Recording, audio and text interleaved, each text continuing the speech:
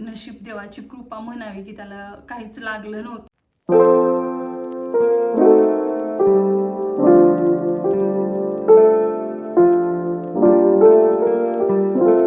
Hello, हाय, good morning. मी पूनम अगदी मनापासून स्वागत करते तुमचं माझ्या आजच्या एका नवीन ब्लॉगमध्ये. खूप दिवसांनी मी हा लाँग व्हिडिओ शेअर करत आहे. तसं तर कालच आम्ही पुण्यावरून आलो होतो, पण काल आल्याला थोडंसं म्हणजे बरीचशी कामं पण होती, मग त्यामध्येच वेळ गेला. त्यामुळे मग तुमच्यासोबत ना शॉर्ट व्हिडिओ शेअर केला होता. चला म्हटलं आज भरपूर दिवसांनी ना तुमच्यासोबत लाँग व्हिडिओ पण शेअर करते.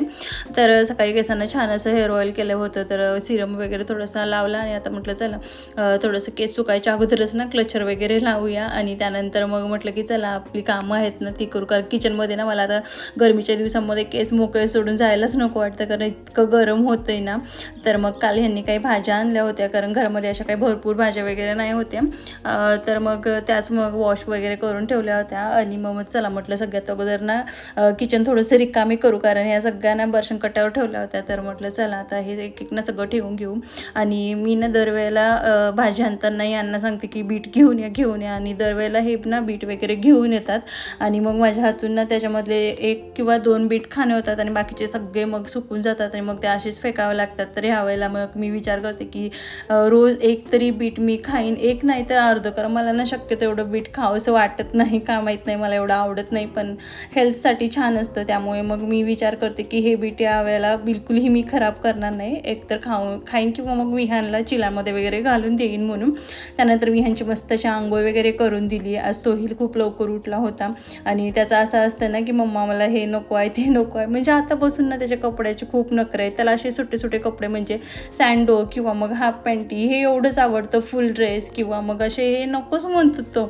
आणि त्याच्या आतापासूनच आवडीनुसार त्याला कपडे घालावे लागतात. आणि आता तर त्याचं असं होतं की मम्मा माझे केस पण तू म्हणजे विंचरू नको, म्हणून माझ्या अगदी तो झटकून देत होता. म्हटलं बाबा थांब, मग मी नाही विंचरत, तू असंच थांब म्हटलं. आणि मग त्याच्यासोबत थोडीशी मस्ती वगैरे केली, कारण त्यालाही ना थोडंसं करमत नाही आहे. आता इतके दिवस तो गावी दादासोबत राहिला होता आणि तो थोडंसं त्याला मिस वगैरे करत होता.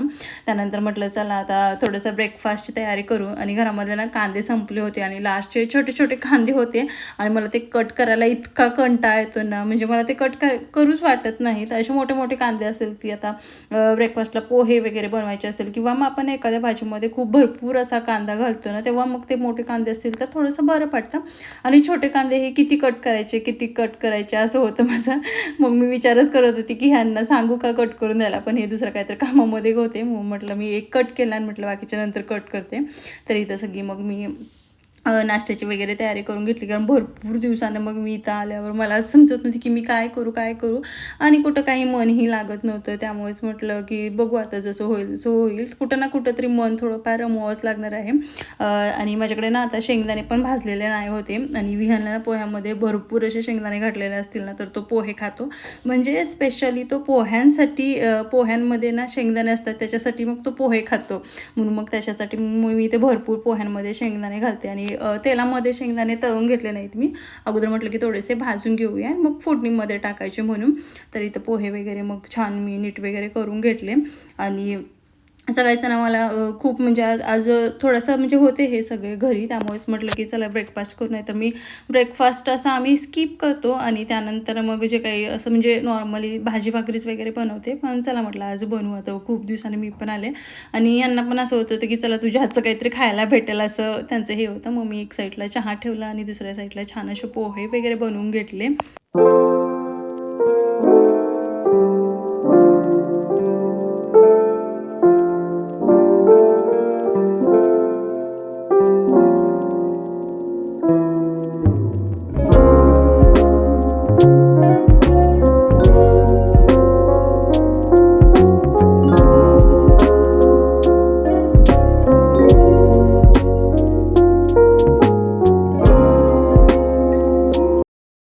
नाश्ता वगैरे केल्यानंतर मग थोडंसं बाहेर गेलो होतो, कारण घरातल्या काही बेसिक गोष्टी घ्यायच्या होत्या. आता बरेच दिवस म्हणजे साधारण 2 महिने 1.5 महिना असेल मी गावी राहिली होती, तर घरातल्या काही गोष्टी पण संपल्या होत्या, मग त्या पण आणायच्या होत्या. तर यांनी कांदे वगैरे घेतले आणि थोडेसे ना कांदे मला ओलसर वाटत होते. मग म्हटलं की चला या चाळणमध्ये ना ठेवून देते, ते जेणेकरून ते थोडेसे सुकतील आणि सुकल्यानंतर मग व्यवस्थित आपल्याला ठेवता येईल म्हणून. मग कांदे वगैरे छान हे करून घेतले. आणि ना त्यानंतर मग मी गावावरून येताना थोडीशी गावरान लसूण आणली होती, कारण मला इकडची जी हायब्रिड तिखट लसूण असते ना ती बिलकुलही आवडत नाही. जरी ती सोलायला पटकन इझी जात असेल ना तरी मला ती नकोच वाटते. त्यामुळे मग मी अशी गावरान थोडीशी घेऊन आली होती आणि त्यानंतर मग मला थोडीशी क्लिनिंग पण करायची होती. आता माझं ना कोणत्याच गोष्टीमध्ये असं लक्ष लागत नव्हतं, पण बेसिक ज्या घरातल्या गोष्टी असतात ना त्या कराव्याच लागतात. नाहीतर दरवेळी ना मी आलेल्या दिवशीच सगळा म्हणजे घरातला जो काही पसारा असेल, राडा असेल तो काढते. पण आलेल्या दिवशी मी म्हणजे काहीच नव्हतं केलेलं. नॉर्मल बॅग वगैरे जी आहे ती अनपॅकिंग करून ठेवलेली, कपडे वगैरे वॉश करायचे, एवढ्याच साधारण गोष्टी केल्या होत्या ज्या मेन होत्या त्या. आणि आताही मी काय एवढं सगळं डीपली क्लिनिंग करत नाही आहे, पण नॉर्मली म्हटलं एक आपला हात जो आहे तो सगळीकडे जाऊ दे म्हणून मग थोडंसं नॉर्मली पुसून घेत आहे. कारण मला असंही ते सगळं बघू वाटत नव्हतं. तसे हे बऱ्यापैकी घर क्लीन आणि छान ठेवतात, पण कसं असतं ना किती जरी ह्यांनी छान ठेवलं तर ते आपला एक जोपर्यंत हात त्यावर जात नाही तोपर्यंत आपल्याला पण समाधान वाटत नाही. मग जिकडे बघावे ना तिकडे विहांची खेळणीच पसरलेली होती आणि भरपूर असं खेळण्यांचा पसारा असतो मुलांचा. आणि एक दिवस मग निर्विघ्न पण होता, त्यामुळे दोघांनी मिळून ना खेळणे जिकडे तिकडे सगळे टाकली होती. मग चला म्हटलं थोडंसं ना क्लिनिंग वगैरे करून घेतली. आणि बाहेर गेलो होतो तेव्हा ना विहांसाठी हा क्ले घेतला होता आणि क्लेसोबत तो इतका छान खेळतो ना, म्हणजे मुलं लहान मुलांना कोणत्याही एका गोष्टीमध्ये रमून जातात. मग आता असं होतं की त्याला बाहेरही फिरायला भेटणार नाही, त्यामुळे मग क्ले आणि थोडंसं त्याच्यासाठी ना ॲक्टिव्हिटीज बुक वगैरे घेऊन आले मी, जेणेकरून तो घरामध्येच बसेल आणि त्या गोष्टींमध्ये त्याचं मन थोडंसं गुंतलं जाईल म्हणून. आणि टी व्हीवर मी सॉन्ग लावले होते जुने आणि त्याचाच ताल त्याला भरवत होता, त्यामुळे तो थोडंसं डुलत ना आपलं मस्त आपलं क्लेसोबत खेळत बसला होता.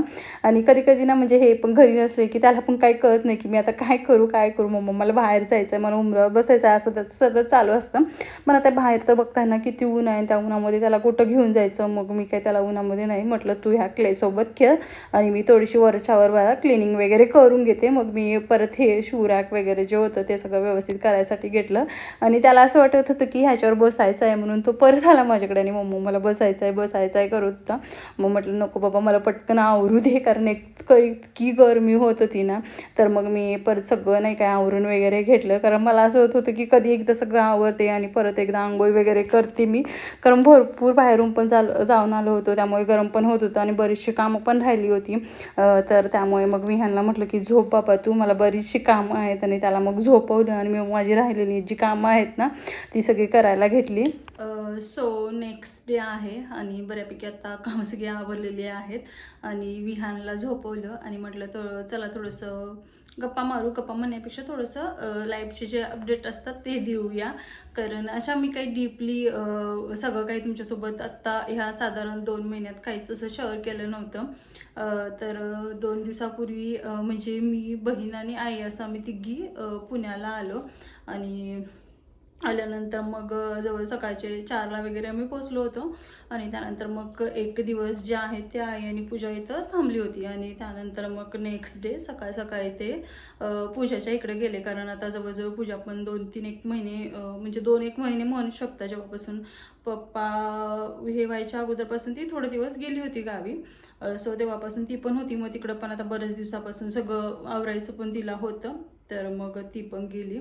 आणि मग आई तिच्यासोबत गेलेली आहे. आणि त्यानंतर मग मी एकटीच होते दिवसभर. आणि असं होत होतं ना दिवसभरमध्ये काय म्हणजे आता काहीच कळत नाही एक वेळेला काय करायचं, काय म्हणजे कुठं काय मन रमवायचं.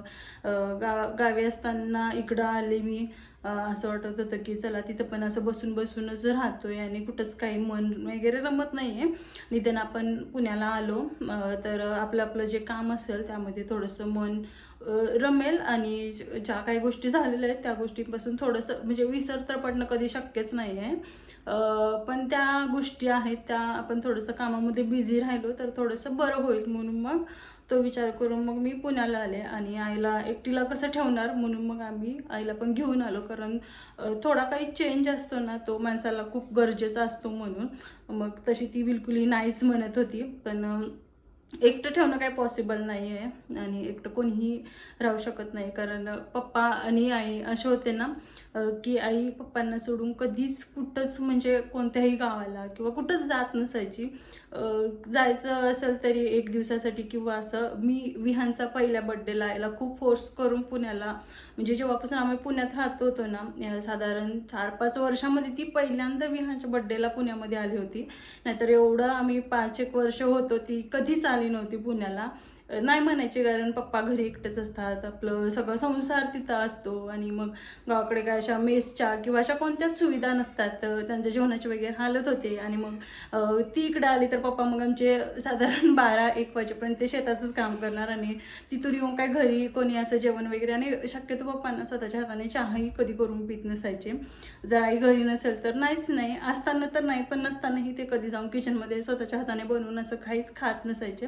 त्यामुळे मग ती कसं पप्पांना सोडून घर सोडून असं जात नसायची. पण मी विहानच्या बर्थडेला खूप फोर्स करून एक 4-5 दिवस बोलवून घेतलं होतं. तेवढंच काय असेल ते यायची ती, नाहीतर कधीच ना. म्हणजे मला पुण्याला सोडायला मी जेव्हा आली होती ना बाळाला घेऊन, म्हणजे विहानला 7-1 महिन्याची, तेव्हा पण ती आली नव्हती. म्हणजे असं जातच नसायची कुठं सोडून. तिचं जग जे आहे ते पप्पांच्या भोवतीच होतं. आणि साधारण गावाकडे हे असंच असतं. आता बघा मी एवढे दिवस राहिली किंवा याच्या अगोदर पण कधी मध्ये आम्ही जाऊन राहतो, कारण इथं थोड्याशा हे पण आहे जे की स्वतःच्या हाताने बनवून खातात, किंवा नाहीच जरी खाणं झालं तरी आजूबाजूला मेस हे ते सगळं असतं, त्यामुळे आम्ही जातो. तर मग त्या गोष्टी आईला थोडंसं फोर्स करून मग आम्ही पुण्याला घेऊन आलो आहे. बघू आता कसं काय काय होतं आहे. तर मग त्यांनी गेले आणि मग मलाही थोडंसं करमत नव्हतं. बऱ्याचशा गोष्टींमध्ये मन गुंतवण्याचा प्रयत्न करत होते मी, पण असं वाटलं होतं की मला तिथं असं होतं आहे, निदान इथं आल्यावर तरी थोडंसं मन हे होईल म्हणून. पण शेवटी जे आहे ते इथं पण तसंच व्हायला लागलं. उलट तिकडच्यापेक्षा अजून इथं थोडंसं एकटं वाटतंय. विहान आलटून पालटून बराच वेळ झाला, तर तो झोपतोय. उठण्याची त्याची वेळ झालेली आहे आणि त्याच्यासाठी पण काहीतरी खायला बनवायचं आहे. गावाकडे असताना तो भरपूर असं फिरायचा वगैरे, फक्त गल्लीमध्येच असायचं त्याचं फिरणं वगैरे, पण इतकी मस्ती करायची आणि दोघं खूप भांडणं करायचे. आणि मग कधीतरी भीती वाटायची की असं खूप ढकलत वगैरे असायचे, एकमेकांना बघत नसायचे, कोणीही कोणाचा एक्स्ट्राचा एक मार पण खात नसायचा. ह्यानं मारला की त्यानं रिपीट तो मारायचे, असं करून खूप म्हणजे खूप मस्ती करायचे ते.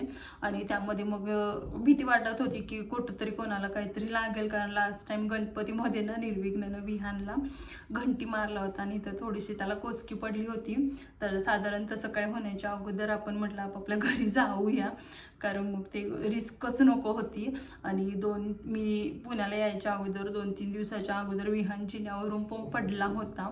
आणि नशीब देवाची कृपा म्हणावी की त्याला काहीच लागलं नव्हतं, फक्त इथं थोडंसं खरचटलं होतं. बोटाला चांगल्याच 3-4 पायऱ्या तो आला होता असं हे होत, पण त्याला काही तेवढं लागलं नव्हतं. मग त्यामुळे पण मी घाबरली. आणि मेन काम होतं ते एवढे दिवस राहण्याचं की आई एकटी पण राहू शकत नाही तिथं, आणि लांबचे जे पाहुणे असतात ते साधारण कोणी ना कोणी येत जातात, आणि घरी एकटं राहणं काही एवढं पॉसिबल नाही. जरी आजूबाजूला सगळे असले तरी पण संध्याकाळचा टाईम असतो किंवा सकाळचा जो टाईम असतो तो जात नसतो तसा, कारण आम्ही एवढे सगळे घरी असूनही आम्हाला संध्याकाळचा टायमिंग किंवा सकाळचा टायमिंग जात नव्हता, कारण क्षणाक्षणाला जी आहे ना ती पप्पांची आठवण यायची संध्याकाळच्या टायमिंगला. तर तो बिलकुलही जात नाही आणि एकटं राहणं तर पॉसिबलच नाही. मग जे काही शेताचं काम होतं, थोडंसं मसूर वगैरे काढायची होती, मोहरी वगैरे, ते मग मला काही ह्या सगळ्या गोष्टीची सवय नव्हती. पण आता आईचं काही कुठं मन नव्हतंच ती काय करण्याचं वगैरे. पण असं पप्पांचं असं होतं की ते एवढे आजारी असायचे तरी पण आईला म्हणायचे की मी राहतो, तू जा बाबा शेताकडे म्हणायचे. मग त्यांचं हे होत असायचं, म्हणून मग आम्ही ते सगळं मसूर आणि मोहरी वगैरे सगळं काढून व्यवस्थित करून ठेवून मग जे आहे ते आलो. आणि म्हटलं चला थोडंसं चेंज सगळ्यांना जरुरी आहे, म्हणून मग आलो आहे. आता बघू कसं काय काय होतं. तर जे असेल ते मी तुमच्यासोबत ब्लॉग आता इथून जे आहे ते शेअर करते. मला नेहमी असं वाटतं की दुःख ते आपल्यापुरतं असावं, आपण जगाला दाखवून देऊन काहीच अर्थ नसतो त्याचं. मनामध्ये भरपूर सगळं दुःख आहे, पण मला ते कॅमेरासमोर किंवा हे दाखवण्याचं व्ह्यूज किंवा हे बिलकुलही आवडत नाही. आणि आताही आणि ह्याच्या अगोदरही मी कधी असे माझे ब्लॉग नसायचेच, आणि इथूनही पुढे कधी नसतील जे काय असेल ते छान छान हॅपी मोमेंटचेच किंवा मग काहीतरी त्यामधून शिकण्यासारखंच मी शेअर करते. तर चला मग इथून पुढे आहे ते मला जसं जमेल तसं मी कंटिन्यू तुमच्यासोबत ब्लॉग शेअर करण्याचा प्रयत्न करेन. आय होप तुम्हाला आवडतील, आणि आवडत असतील तर चॅनलला लाईक करा, शेअर करा, सबस्क्राईब करा. चला भेटू नेक्स्ट ब्लॉगमध्ये, तोपर्यंत बाय.